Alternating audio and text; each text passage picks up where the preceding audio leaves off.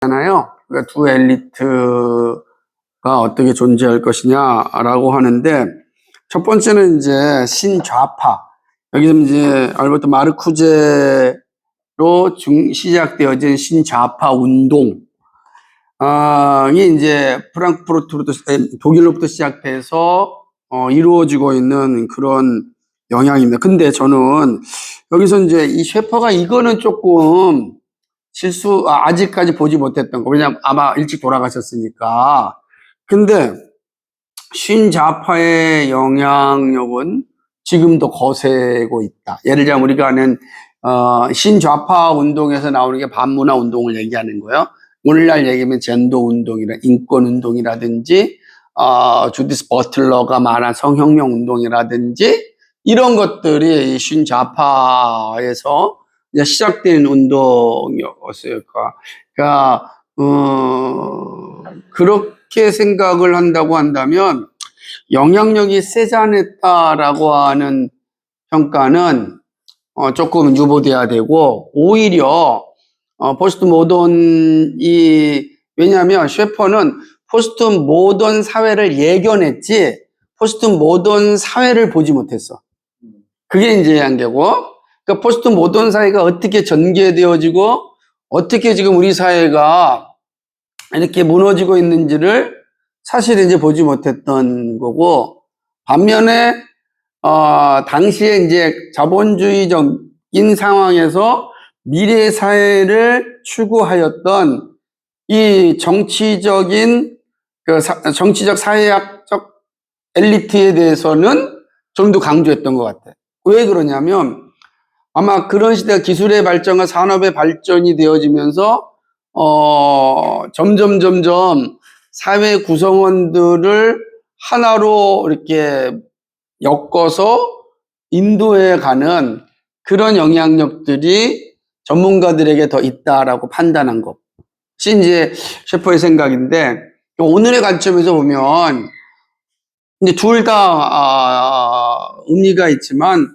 여기서 보면 이제 뭐 세잔했다라고 하는 건 아닌 것 같고, 그러니까 오히려 이제 이 마르쿠제의 뜻인 좌파 운동은 여전히 전 세계적으로 강하게 일어나고 있는 겁니다. 그래서 좌파라고 하는 이 운동 자체가 이제 우리나라에서는 좌파 그러게 되면 북한과 관련돼서 뭐 종북 좌파 이런 표현을 쓰지만, 그러나 이제 서구적 관점에서 본다면 좌파라는 개념이 그런 건 아니고, 물론 오른쪽이 아니냐 왼쪽이 아니냐에 따라서 좌파 우파라는 개념도 있었기도 하고, 하지만 이제 좌파라고 하는 이런 용어를 쓸 때는 문화적인 좌파 개념을 갖는 거예요. 그러니까 진보적이거나 기존의 것들을 좀 이렇게 파괴하는 거, 그런 것들을 할 때 좌파적인 생각이다, 이렇게 이제 가졌던 겁니다. 그래서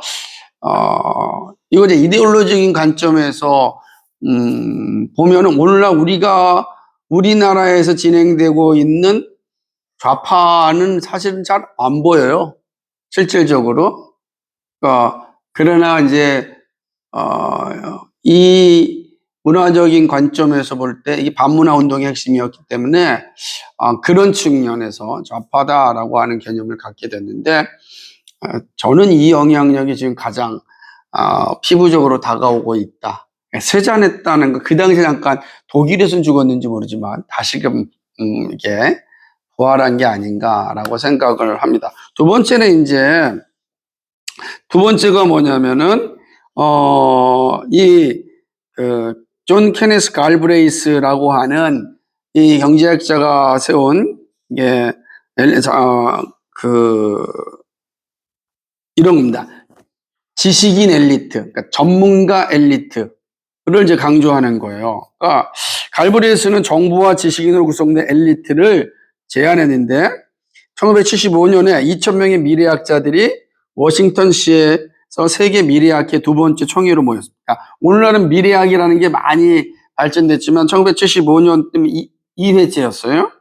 그리고 이때의 결정이 뭐냐면, 앞으로 나라의 정책과 결정은 지혜로운 사람, 그 분야에 탁월한 사람들이 모여가지고서 나라의 운명을 결정하고 정책을 결정해야 된다라고 하는 거지. 다시 말하면 전문가 집단이 생긴 거지. 그러니까 그때 생긴 게 뭐냐, 싱크탱크 이런 거야. 싱크탱크가 생각은행이란 뜻 아니야. 그러니까 많은 사람들이 이제 그 지식인들이 모여가지고 그 싱크탱크에서 이제 나온다. 그래서 아까 저는 뭐 브링킨스 연구소, 브루밍스 연구소, 막 이런 다양한 그 연구소를 통하여서 거기에 있는 엘리트들이 통해서 나오는 정책들을 통하여서 나라를 움직인다. 그래서 우리나라도 이 국민 여당이나 야당이나 다 뭐가 있냐면 다 정책 연구소가 있는 거야. 뭐 여의도 민주연 뭐 이렇게 다 각 당마다 싱크탱크가 있어. 그 싱크탱크에서 나오는 정책들을 뭐 이렇게 선거에도 사용되지만 정책에도 사용되고 국가 운영에도 사용하는. 그러니까 이게 이제 엘리트들에게 나라를 맡기는 거지. 나라를 맡겨서 그들의 생각이 이제 우리의 생각인 것처럼 이제 만들어가는, 그것이 이제 갈브레이스가 주장하였고, 또 한 사람이 누구냐면은 이 하버드 대학의 교수인 다니엘 벨 같은 사람이 이 부분에서 더 강력하게 주장했던 사람. 그래서 지금은 아니지만은 20년 전만 해도 다니엘 벨의 책, 갈브레이스의 책들은 정말 우리 중요했고, 또 목사님이 읽었던 그러한 기본 도서 중에 하나였어요. 아마 도서관에도 있을 텐데, 다니엘 벨들의 책들이 그렇게 이제 한국 사회도 정말 많이 읽혀지게 됐던, 이 사람이 강한 지성적 권위를 아주 강조하게 되었던 시대지. 그러니까 여기 보게 되면은 후기 산업 사회의 도래, 예를 들면 포스트 뭐 모던 사회에서 포스트 뭐 사회였는데 누가 다스릴 것인가라고 하는 제목의 글에서 이렇게 얘기합니다. 대학은 혁신과 지식의 새로운 원천이라는 그 역할 때문에 다음 세계 중심 기관이 될 것이다. 라고 하고, 그는 핵심, 그러니까 결국 뭐야? 대학 혹은 지식연구소, 아까 브룬킨스 연구소 같은 이런 재단들, 연구소들이 뭐라고요? 새로운 원천이야. 그러니까 다음 세계 중심 기관.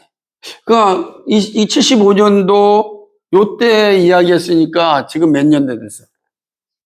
40년 정도, 40년 지난 거지? 40년? 50년? 50년 정도 지났죠. 다음 세기니까. 그리고 이제 포스트 모던 사회는 저는 60년대부터 시작됐거든. 75년도에 이제 이런 의식들이 나타났고, 그 우리나라는 서구 한 20년 정도 차이가 났으니까, 그러니까 이 75년도 이야기는 우리나라 언제 얘기해야 되느냐? 95년도쯤, 90년대 이야기지. 그래서 90년대 공부할 때 다니엘 벨 책, 갈브레스 책이 많이 나왔다. 제3의 물결, 이런 책들. 제3의 물결, 막 이런 책이 나오면서 이제 아주 우리 사회의 새로운 미래학, 엘빈 토플러라고 하는 사람이 쓴 미래학 책들. 그러니까 이런 책들이 이제 90년대 막 쏟아지면서 그들의 생각이 뭐냐면 그들의 지성적 권위를 이제 존중하는 그런 이제 사회가 올 거다라고 얘기했고, 여기 보게 되면 이 사회가 너무 뭔가 복잡하게 얽혀 있기 때문에 이 얽힌 이 사회를 잘 풀어갈 집단이 필요한데 그게 누구다? 그게 지성입니다. 대학이고 사회다라고 하는 거죠. 그래서 여기서 이야기하기를 복잡하게 얽혀 있는 그 결과의 성질 때문에 결정은 점차 기술적인 특성을 갖게 될 것이다. 사회는 그래서 결정적인 영향력이 행정과 경제의 기술자들에게 속하게 되는 기술자 정치로 변하게 돼. 되게 중요한 겁니다. 기술자 정치. 근데 기술자 정치는 엘리트에 의해 통제되고 있다. 그러니까 이제 그러니까 이 복잡한 사회 속에서 이 복잡한 사회를 잘 이끌어 가려면 누가 필요하냐? 기술자가 필요하겠지. 왜냐면 우리도 마찬가지잖아. 예? 어떠한 예를 뭐 자동차를 생각한다든지 아니면 핸드폰만 생각해도 이 복잡한 회로를 정말 잘 만들어갈 기술자가 필요하듯이 이 사회도 복잡한 사회를 잘 이끌어가려면 기술자가 필요하다. 그 기술자가 누구다? 지성적 엘리트들이다. 라고 이제 이야기하는 것입니다. 그래서 이게 문제는 복잡한 사회 기계를 어떻게 운영할 줄 아는 유일한 사람들이 바로 엘리트들이고, 그래서 그들은 정부 엘리트와 결탁하여 사회를 운영하는 데 필요한 모든 권력을 가지게 될 것이다. 그러니까 정부에 있는 사람들이 이제 이 사회를 움직이기 위해서는 이런 엘리트들과 결탁을 하겠지. 그냥 이런 엘리트 결탁하는 게 미국 같은 데는 브링키스 연구소, 그 다음에 각종 재단들, 정치 재단들, 이런 데서 이제 싱크탱크 같은 데서 그들과 이제 결탁을 해가지고 이 복잡한 사회를 움직여 나가는 거지. 그러니까 이 사회의 기준을 이제 엘리트 전문가에게 맡기게 되는 거죠. 그러니까 그들의 생각이 뭐가 되는가? 곧 뭐가 되는가? 이 사회가 되는 거지. 이 사회의 기준이 되는 거야. 이 사회의 기준. 그러니까 이게 이제 이렇게 이제 흘러와서, 그러니까 공산주의에서는 뭐예요? 개인의 자의적 절대주의가 있다면 여기서는 엘리트를 통한 이 지배가 이루어지게 되죠. 그러니까 어떻게 보면은 큰 차이가 없어요. 크게 보게 되면 여기 자의적 절대주의나 전문가나, 우리는 다 전문가에 의해서 움직여지잖아. 네. 뭐가 없어졌기 때문에? 기독교적 합의가 없어졌기 때문에. 그러니까 우리가 어떤 정책이나 어떤 삶에 대한 이야기를 할 때는 오케이, 좋아요. 근데 그 다음 문제, 벨이 뭐라고 했냐면, 이러한 상황의 윤리적 함축에 대하여 벨이 주고 있는 가장 빈틈없는 경고는 이렇다. 후기 산업사회는 초험적 윤리를 제공할 수 없다. 뿌리 깊은 도덕적 십년체계의 부재는 그 사회의 문화적 모순이며 그 사회의 생존에 대한 가장 심각한 도준이다. 그러니까 사회적 기술자들은 많이 있고 엘리트들 많은데, 이러한 사회적인 어떤 그 복잡성 속에서 사실은 그 사회를 기술적으로 이끌어 가고자 할 때 윤리가 작동할까? 그죠? 윤리라는 게 뭘까? 그러니까 오늘날 우리는 윤리의 부재 시대 아니야. 점점 이제 도덕의 부재 시대를 살고 있지. 그래서 맥킨타이어가 뭐라고 얘기했냐면은 덕의 상실의 시대다. 도덕이 상실한 시대.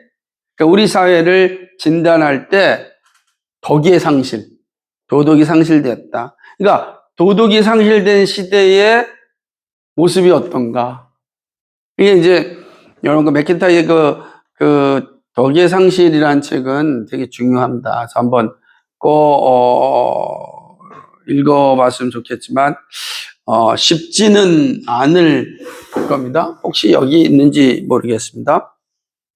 네, 여기 있어요. 그래서 이게 이제 덕의 상실이라고 하는 책인데, 알렉스 데이 맥킨타이어의 책이 이런 겁니다. 도덕 철학자예요. 되게 중요한 책인데, 그러니까 이제 과연 우리 사회의 모습 속에서는 어떤 걸까? 그래서 우리 사회를 현실할 때 덕의 상실에 대해서 이제 아주 예리하게 이렇게 지적한 책입니다. 해답도 적혀져 있나요? 저분의 해답? 덕이 상실된 세상에서 어떻게 해야 되나? 덕의 회복을 추구하는 건데, 일단은 문제는 기독교적 기반이 사라졌으니까 현실이 이렇게 흘러가는 시대의 모습을 대변하는 거지. 그러니까 우리가 지금 그런 시대에 살고 있다 인식하는 것도 무서운. 근데 우리 그거조차 없잖아. 예를 들자면 이제 가장 심각한 AI 시대가 왔잖아. AI에는 도덕이 있나요? 도덕이라는 게 없는 거지. AI가 덕이 없으면 어떻게 되겠어? 자의적이겠지. 그러니까 그런 사회의 모습들, 우리 이제 심각한 위험이라는 거니까 그러니까 이 복잡한 사회에서 기독교적인 어떤 기반, 덕이 상실된 세상에서는 결국은 진정한 사회의 그 대안은 될 수가 없는 게 아닌가. 결국은 이제 셰퍼는 이렇게 얘기합니다. 인본주의는 자연스러운 결론에 이르렀다라고 하는 것이죠. 어디냐면은 334페이지 보십시오. 거기에 읽어보면 나옵니다. 같이 위에서부터 334페이지 맨 위쪽에 한번 쭉 읽어봅시다. 맨 위. 시작. 인본주의는 그 자연스러운 결론에 이르러. 인본주의는 오래전 레오나르도 다빈치가 오직 인간으로부터 시작하면 수학은 우리를 개별자에게로 이끌어갈 뿐이고 개별자는 오직 기계에 이를 뿐이라는 사실을 깨닫고 그것을 보여주려고 하였던 그 시점으로 전락하였다. 인본주의는 의미와 가치의 영역에서 보편자를 발견할 길이 없었다. 나의 아들 프랭키가 표현한 것처럼 인본주의는 시편 23편을 이렇게 바꾸었다. 그들은 시작하기를 나는 나의 목자이니 그리고 나서 양들이 나의 목자이니 그러고 나서 모든 것이 나의 목자이니 마지막으로 아무것도 나의 목자가 아니로다. 인본주의에는 파괴적 욕망이 내재되어 있는데 그것은 우리의 자유와 우리의 문화를 가능하게 하는 기반을 쳐서 허물어뜨리는 강력한 욕구이다. 이렇게 된 거죠. 그러니까 기반이 다 사라지고 만 겁니다. 그죠? 보편자가 없어진 사회가 우리 시대는 뭐 완전히 이제는 뭐 보편자가 있다는 건 뭐예요? 절대적 기준이 있다는 뜻이잖아. 네. 절대적 기준이 없다고 한다면 나는 누구인가? 라는 생각을 질문할 때, 그 나에 대한 생각은 내가 갖는가? 다른 사람이 갖는가? 어떻게 되는 거예요? 보편자가 없다면 나는 누구인가? 내가 생각했어요? 내가 생각하는 나는 난가? 아니면 다른 사람이 생각하는 나는 난가? 이 얘기하는 거지. 그러면 결국 뭐예요? 여기 있는 것처럼 아무도 나도 나를 알 수 없구나. 이게 그러니까 나의 존재를 발견할 수 없는 이런 것이로 보편자가 없을 때 나타나는 현상이고 문화도 그렇지 않을까. 결국은 이제 인본주의에 가지고 있는 어떤 파괴적 욕망. 오늘날 서구 사회의 문명, 우리의 문화를 이게 지탱하고 있었던 그 터를 무너뜨리는 거죠. 그럼 이제 터가 무너진 세상 어떻게 살까? 시편 기자가 의인인 터가 무너지면 어떻게 할꼬? 라고 했듯이 터가 무너지면 어떻게 하지? 그까지 결국은 이제 봅시다. 고대 이스라엘에서는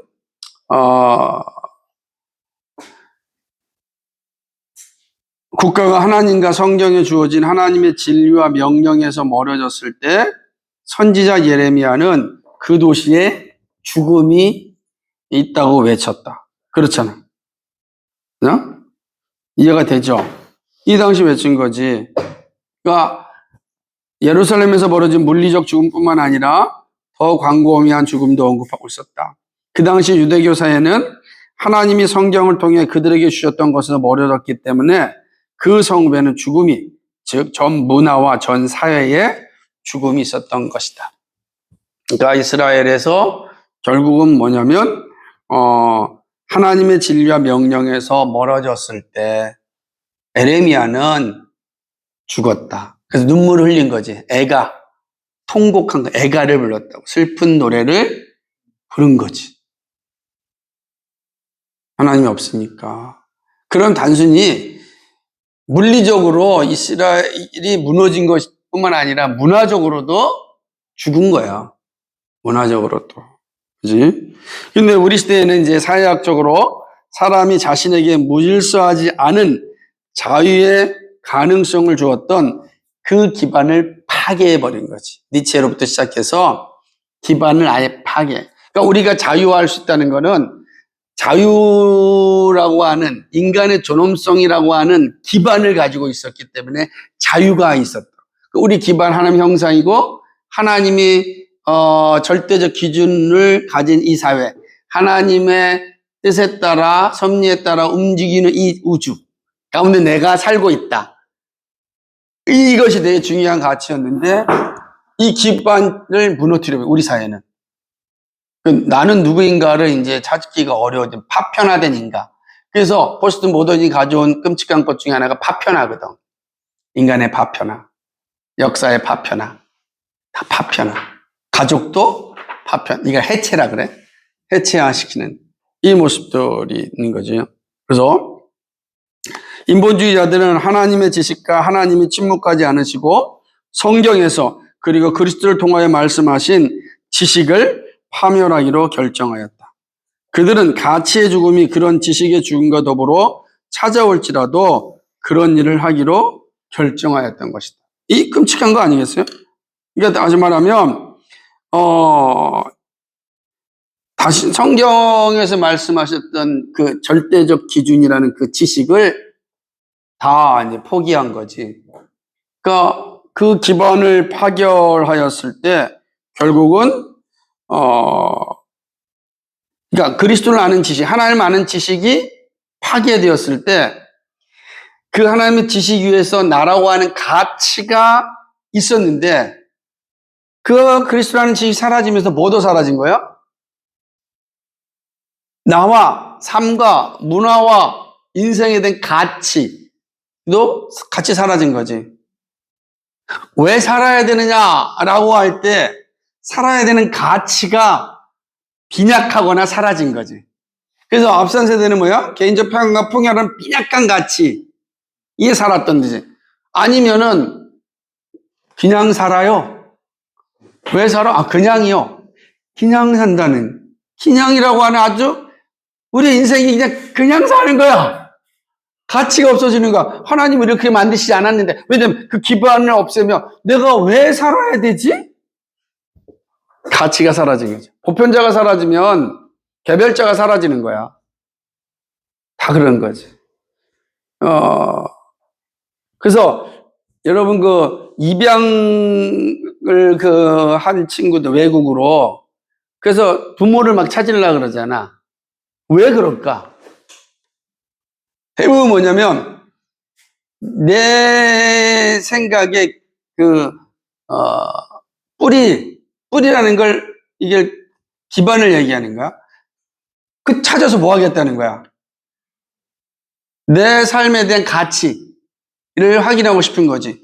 그러니까 내가 어떻게 이런 상황까지 왔는가. 착한 생각하는 게 적어도 우리 엄마가 어떤 어려움과 고통과 아픔 가운데에서 어쩔 수 없이 나를 버린 거겠지. 그래서 좀 용서하고 싶고 다 그런 거지. 그런 것들이 용서되어지면 내 마음에 좀 더 평안함과 행복함을 갖고 사는 것 아니겠어? 그런 거. 그 기반이 무너지면 다 하는 거야. 예를 들면 이런 거야. 우리나라에 이제 여러 사도세자 있잖아. 정조의 아들 사도세자, 아들 정조, 영조의 아들 사도세자, 정조가 있잖아. 사도세자가 아버지 영조에 의하여서 뒤주에서 이제 죽었잖아. 여러 사람들의 모함에 의하여서. 영조가 정조를 향하여서 절대로 사도세자에 대한 말을 언급도 하지 말라고 했어. 그런데 놀라운 것은 정조는 자기가 왕이 되면서 첫 번째 문무백관들 앞에서 한 말이 나는 사도세자의 아들이다. 선언을 해. 어마어마하게 드라마에서 나왔던 거죠. 이거는 자기의 정체성을 너무 선명하게 한 거야. 내가 누구냐라는 거지. 그 정체성 위에 내가 있다는 거야. 사도세자인 아버지가 없이 나란 존재하지 않는다. 이게 되게 강조하는 거야, 이 사람. 그래서 그 기반 위에 그는 자기의 아버지를 아주 존경하고 다시 한번 역사 속에서 새롭게 만들기 위하여서 행한 게 수원 화성을 만들잖아. 수원 화성을 만들고, 그리고 이제 묘도 거의 왕의 버금가는 묘를 만들고, 그러는 거야? 야, 사람이 그런 거거든. 그러니까 그런 가치가 무너지면 삶의 의미도 다 흔들어지거든. 근데 진정한 우리의 삶의 가치는 뭐냐? 보편자가 있을 때, 모든 인류, 우린 다 왕도 아니니까, 모든 인류에 가지고 있는 그 가치는 보편자에서 시작한다.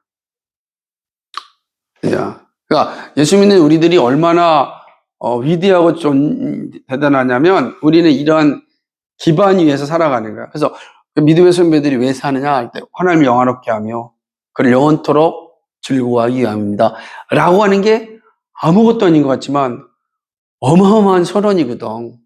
나는 보편적 기준을 가지고 있고, 보편자가 있기에 내가 있습니다. 나의 가치가 여기 있다. 근데 우리 시대는 이게 다 무너져. 그러니까 이제 쾌락주의로 간다든지, 무심을 절대주의로 간다든지, 그것도 아니면 이 엘리트 지성적 절대자에게 우리를 맡긴다든지, 아니면 이제는 오히려 그것도 아니고 파편화된 사회에서, 파편화된 이 포스트모던 사회 속에서 그냥 자기를 방치하는 삶을 살아가는 거예요. 의미도 없고, 그럼 우리 성에서 이런 의미도 없고 의미도 빈약하면 나 마약을 의존하는 거지. 지금 우리 사회 그런 모습. 그러니까 안타까운 거지. 그런데 이런 사회는 그렇게 했다. 자, 우리는 의미와 가치를 상실하여 나타난 두 가지 결과를 보고 있다. 첫 번째는 퇴보. 그죠? 퇴보. 우리가 이게 뉴욕시 브로드웨이 42번가 타임즈 광장을 안 가봐서 모르지만, 우리가 가끔 여러분 그거 보잖아. 타임스퀘어. 그거 보게 되면은 어때? 그러니까 그 광장의 모습은 정말 온갖 모든 자본에 축적된 그런 것. 거기에서 안 가봐서 어떤 모습을 가지고 있는지 모르겠지만, 이 셰퍼는 아름다움이 없어지고 다 사라져, 다 죽었다는 거지. 거기에 타임스퀘어의 그 광장에 정말 아름다움이 있느냐? 아름다움이 없고, 또 끔찍한 것은 폼페이와 같은 예를 들면 뭐냐면 퇴보, 타락, 부패, 폭력을 위한 폭력 추구 등 이런 것들이 정말 뉴욕 거리에 뉴욕 거리가 그러지 않을까? 뉴욕 거리에 진짜 홈리스들도 많고, 그지? 뉴욕이 이게 살만한 동네는 아니라고 그러더라고. 오히려 나도 지난번에 워싱턴 거리 갔는데도 진짜 이렇게 홈리스들이 정말 많더라고. 근데 그들은 다 추우니까 캘리포니아로 다 이렇게 강제 이주시켰대. LA, 캘리포니아 가면 얼마나 홈리스들이 많은지 몰라. 그런 거지. 그런 모습이 됐다. 그죠? 두 번째 결과가 있는데 뭐냐면, 이 두 번째 결과는 엘리트가 존재할 것이다. 계속해서 존재할 것이다 라고 하는 거죠. 한 엘리트가 자의적인 절대를 제공할 것인데, 그럼 누가 그를 막을 수 있겠는가? 침묵하는 다수가 도움을 줄 것인가? 소위 침묵하는 다수는 소수와 다수로 나누어졌고 지금도 그렇게 나누어져 있다. 소수는 가치에 대한 참된 기반이 있는 기독교인이거나 적어도 가치는 참으로 존재했던 시대에 대한 기억이라도 가지고 있는 자들이다. 다수에게 남아있는 것은 개인적 평안과 풍요라는 두 가지 빈곤한 가치다. 그러니까 이런 거지. 그러니까 침묵하는 소수. 그래서 셰퍼는 침묵하지 말아라. 그거는 하나님의 뜻이 아니다. 이렇게 외쳐야 된다. 라고 이야기를 합니다. 그러니까 이런 것들을 이제 보게 되는 건데, 그러니까 침묵하는 다수, 침묵하는 소수, 다 있겠지. 근데, 침묵하는 다수는 이런 여기 앞에 있는 한 엘리트가 제공하는 자의적 절대, 그죠? 한 엘리트가 예를 들자면은 자의적 절대를 이제 제공할 것인데 그 제공한 것을 받아 먹는 사람들은 침묵하는 소수와 침묵하는 다수가 있을 것인데 침묵하는 다수가 왜 그런 이 엘리트들이 제공하는 자의적 절대를 수긍하느냐? 개인적 평안과 풍요를 얘만 만족하기 때문이다. 침묵하는 소수는 기독교적인 합리를 가지고 있는 사람들인데 이거는 침묵해서는 안 된다. 라고 하는 거죠. 이건 아니다. 그러니까 뭐냐면 속으로는 아니야 그러는데 뭐예요? 침묵하고 있는 거야. 여러분 그냥 아니야 그러는데 지금 우리가 진짜로 이게 아니다라고 하는 거를 이야기할 때 말해줄 수 있어야 되는데 우리 사회도 점점 침묵하는 다수를 중심으로 존재하잖아. 자, 그걸 뭘 얘기해? 뭘 그런 것까지 얘기해? 이렇게 가잖아. 그러면 안 바뀌는 거야. 죄라고 얘기해 바뀌는데 뭐 다 사람들이 그렇지 뭐 이렇게 버리면 안 바뀌는 거야. 그런데 어떻게 바뀌어야 되겠는가? 거기에 이제 뭐가 필요한 거야? 이제 그리스도인에게 사랑으로 진리를 말하는 지혜가 필요한 거지. 돌 던질 수는 없잖아. 돌 던지지 않는 방법으로 이 사회를 작은 곳에부터 바뀌어야 되는 게 뭔가? 예를 들자면 옆에 있는 옆에 우리 건너편에 있는 사람들이 계속 담배를 피면서 여기 담배꽁초를 계속 버리는 거야, 처음에. 내가 3일을 봤어. 일부러. 3일을 봐. 3일 내내 버리더라고. 여기 안에다가, 교회에 있는 나무에다가도 던지고. 와, 그래서 내가, 야, 어떻게 해야 될까? 침묵하는, 그래, 뭐, 내가 주지 뭐. 내가 다 주웠어. 그러면 안 버릴까, 그 다음에? 또 버려! 어? 그래서 안 되겠다. 그 결정을 했어. 가서 버릴 때마다 가가지고서 계속 담배를 버립니다. 그러니까 그 주인이 와서 걷어갔어. 두 번째도 똑같이 버려. 또 갔어. 버립니다. 그때 주인이 와가지고 주워가면서 뭘 만들었을까? 담배꽁초를 버릴 수 있는 봉지를 만들어 놓은 거야.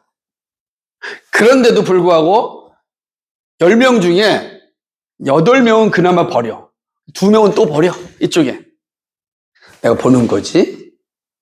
그리고 일부러 앞에서 주워. 만약에 침묵한다면 여기 아마 여기 담배로 쓰레기장이 될 거야. 교회 앞에.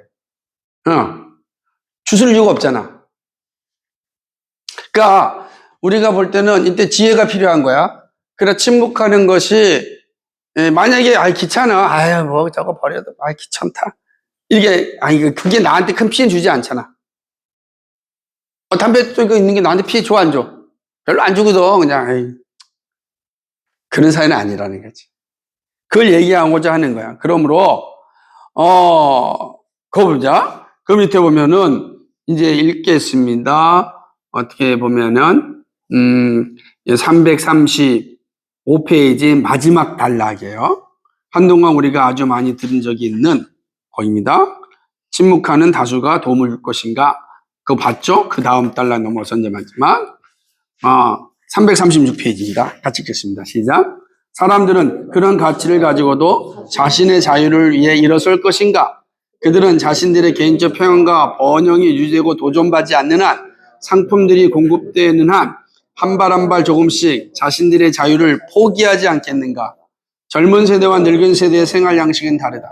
그 순간의 외부적인 차이가 무엇이든 간에 예컨대 긴 머리와 짧은 머리, 약물 복용과 약물 복용 반대 사이에는 긴장이 있다.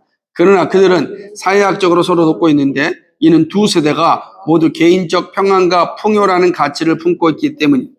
오랫동안 상당히 많은 교회가 종교적 용어를 사용하여 상대주의적 인본주의를 가르쳐왔기 때문에 대부분의 교회는 여기에 아무런 도움이 되지 않는다. 끔찍하죠? 그러니까 뭐냐면 이게 되게 중요한 겁니다. 그러니까 오랫동안 많은 교회가 종교적인 용어를 사용하여 상대주의적 인본주의를 가르쳐왔어. 그거 뭐, 아유, 교회 밖은 교회 바뀌고, 교회 안은 교회 안.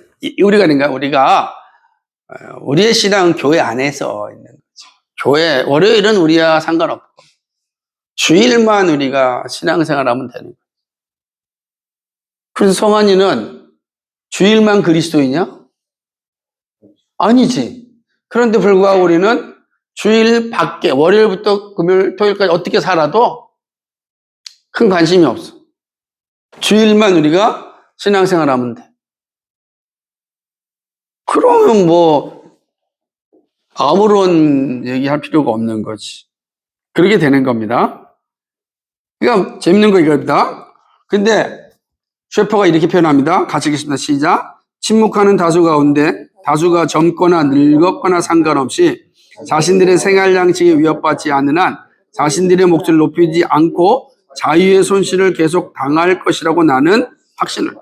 그리고 대체로 개인적 평온과 풍요가 다수가 갖는 유일한 가치이므로 정치가들은 당선되려면 이런 것을 약속해야 한다는 사실을 알고 있다.